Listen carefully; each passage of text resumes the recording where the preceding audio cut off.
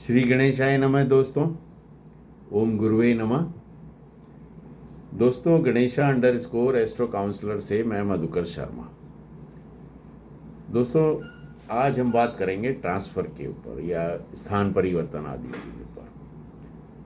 तो दोस्तों, जब व्यक्ति कहीं काम करता है, का जॉब कर रहा होता है, या उसके मन में ये प्रश्न आता है कि भाई मैं यहाँ से कब मेरा ट्रांसफ़र होगा, या मेरा कार्य क्षेत्र कब बदलेगा, या मेरा स्थान परिवर्तन कब होगा। तो वैसे तो क्या है कि उसकी पर्सनल कुंडली जो होती है वही उसके अंदर उसका विशेष योगदान रहता है।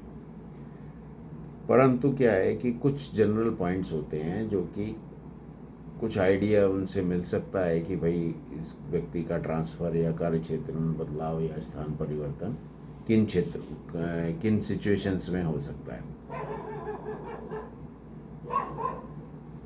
दोस्तों, नौकरी के लिए हम ज्योतिष के अंदर जन्म कुंडली का छठा भाव को देखते हैं। साथ ही दसम भाव जो है कार्य क्षेत्र के लिए भी देखा जाता है। इच्छा पूर्ति हमारी कब होगी उसके लिए 11वें भाव को, लाभ भाव को देखा जाता है।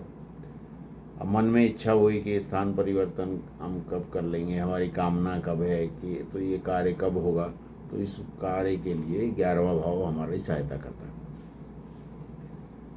9वां भाव जो कि भाग्य का भाव है उसको भी थोड़ा देखा जाता है, उसका भी रोल देखा जाता है कि भाई आप भाग्य का कितना साथ मिलेगा या क्या होगा। साथ ही तीसरा भाव जो है पराक्रम का भाव, छोटी यात्राओं का भाव, ट्रांसफ़र का भाव, ये तीसरा भाव भी देखा जाता है। चौथा भाव क्या है कि सुख का भाव, जिसे जन्म स्थान, नेटिव प्लेस या जहाँ पे काम कर रहे हैं उसका भाव, वो भी देखा जाता है। तो इस प्रकार से सबसे बड़े ये ट्रांसफ़र के लिए, स्थान परिवर्तन के लिए छठा भाव, 10वां भाव, 11वां भाव, 9वां, तीसरा और चौथा भाव जो है जन्म कुंडली का, ये पता लगाने में मदद करते हैं कि व्यक्ति का ट्रांसफ़र, कार्य क्षेत्र में परिवर्तन या स्थान परिवर्तन आदि की स्थिति कैसे रहने वाली है। अब ज्योतिष के अंदर क्या है, एक पॉइंट जो मोटे तौर पे हम देखते हैं ट्रांसफ़र आदि के लिए, उसमें केतु देव की पोजीशन देखी जाती है। अब यदि केतु देव जातक की जन्म कुंडली में छठे भाव, 9वें भाव, 10म भाव, तीसरे, चौथे और 11वें भाव से इन भावों के या इनके स्वामियों के साथ कोई रिलेशन बना रहे हों, तो केतु देव अपनी दशा अंतरदशा में जातक का स्थान परिवर्तन, कार्य क्षेत्र में परिवर्तन, ट्रांसफ़र आदि करा सकते हैं। क्योंकि केतु देव का क्या है कि केतु देव एक तरह से डिटैचमेंट के कारक कहे गए हैं, और कहावत भी है कि खेत छुड़ाएं खेत तो वो मतलब कुछ थोड़ा अलगाव करने के, पृथक कराने के अंदर केतु देव का योगदान रह सकता है। फिर क्या है कि मोटे तौर पे जातक की जन्म कुंडली में केतु देव यदि 10म भाव में चल रहे, विराजमान हो, तो ऐसा माना जाता है कि जातक के जीवन में कई बार कार्य क्षेत्र में परिवर्तन होता है। और यदि केतु देव चौथे भाव में विराजमान हो तो ऐसा माना जाता है कि जातक के जीवन में बार बार स्थान परिवर्तन की संभावना हो सकती है। और केतुदेव को भी क्या है, गुरुदेव की तरफ 3 दृष्टियां प्राप्त हैं, पंचम दृष्टि, सप्तम दृष्टि और 9वीं दृष्टि। केतुदेव की इन दृष्टियों का प्रभाव यदि तीसरे जातक के, मतलब तीसरे, छठे, 9वें, 11वें और चौथे भाव पे हो, और केतुदेव की दशा अंतरदशा चल रही हो जातक के जीवन में, और साथ ही यदि गोचर में भी केतुदेव इन भावों से कोई संबंध बना ले, तो फिर तो ट्रांसफ़र, कार्य क्षेत्र में बदलाव, स्थान परिवर्तन आदि की संभावना और ज़्यादा बढ़ जाती है। तो इसलिए केतुदेव का काफ़ी बड़ा रोल रहता है इन कामों में।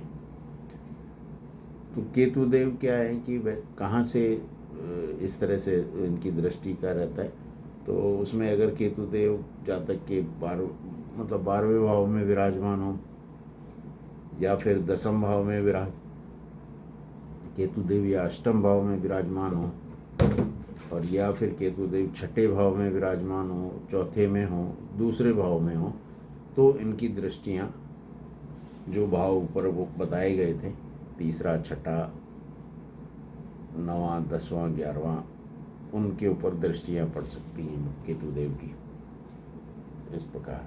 तो वो फिर जो है अपनी दशा अंतरदशा में और गोचर के अंदर होने के कारण केतुदेव आपका ट्रांसफ़र करा सकते हैं, स्थान परिवर्तन करा सकते हैं, या कार्य क्षेत्र में बदलाव करा सकते हैं कि भाई दूसरी जॉब करनी पड़ जाए वहाँ से। अब इसके अलावा दूसरा पॉइंट के रूप में जो होती है वो हम ये देखते हैं कि जातक के जीवन के अंदर अंतर्दशा किसकी चल रही है। तो जिस भी ग्रह की अंतर्दशा चल रही है उस ग्रह का गोचर में यदि वो चर राशि में गोचर कर रहा हो, चलायमान राशि में गोचर कर रहा हो, यानी कि मेष कर्क मकर या तुला राशि में से गोचर हो रहा हो उसका, जिसकी अंतर्दशा चल रही है, तो फिर वो क्या करते हैं कि वो संभावना बढ़ती आती है कि उसके अंदर और उस ग्रह का संबंध जो है फिर आपके कुंडली में या जन्म कुंडली में वो छठे 10वें 9वें 3रे 4थे भाव से बन रहा हो, तो ट्रांसफ़र के अंदर या कार्य क्षेत्र में बदलाव की या स्थान परिवर्तन के योग बनेंगे। और यदि वह ग्रह जो है आपकी जन्म कुंडली के अंदर कारकी ग्रह हो तो फिर आपको पोस्टिंग अच्छी दिला देते हैं, मान सम्मान आदि भी दिला देते हैं।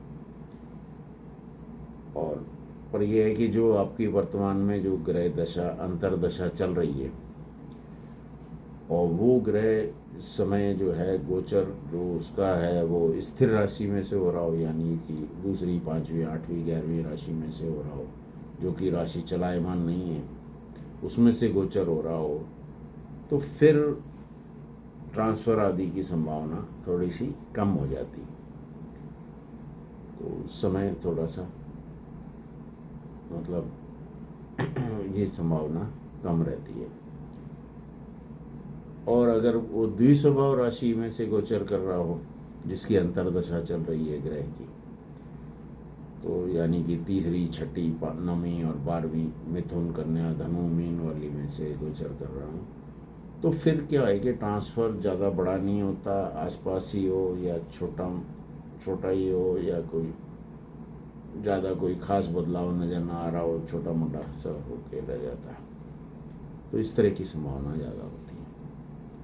तो आज हमने मोटे तौर पे देखा कि किन किन परिस्थितियों में जातक के ट्रांसफ़र हो सकती है, कार्य क्षेत्र में बदलाव हो सकता है, स्थान परिवर्तन हो सकता है।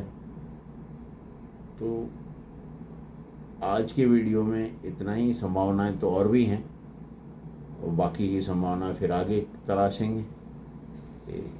और वीडियो अच्छा लगा हो तो लाइक सब्सक्राइब शेयर करें, साथ ही बेल आइकन भी दबा दें ताकि नोटिफिकेशन आपको मिलता रहे। नमस्कार।